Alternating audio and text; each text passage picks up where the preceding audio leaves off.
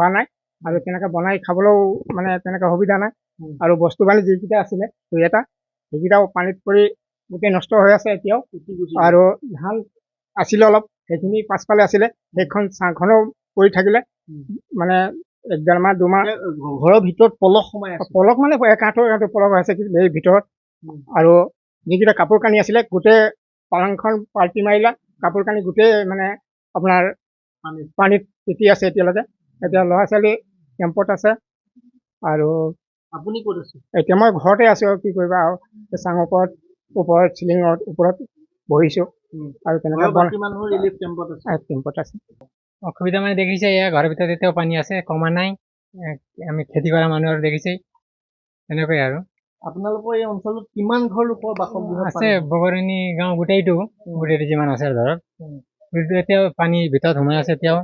তেনেকৈ আৰু কিছু পানী কমিছে যদিও কিন্তু ঘৰৰ ভিতৰৰ পৰা পানী ওলোৱা নাই এতিয়ালৈকে ওলোৱা দেখিছেই হয় ইয়াত বহুত দিনলৈ থাকিব পৰা পৰিৱেশ নাথাকিব চৰকাৰ বা প্ৰশাসনৰ কি অনুৰোধ কিবা মানে কিবা সাহায্য বা কিবা কৰি দিব বুলি আশা কৰো আৰু আমি খাবলৈ এনেকুৱা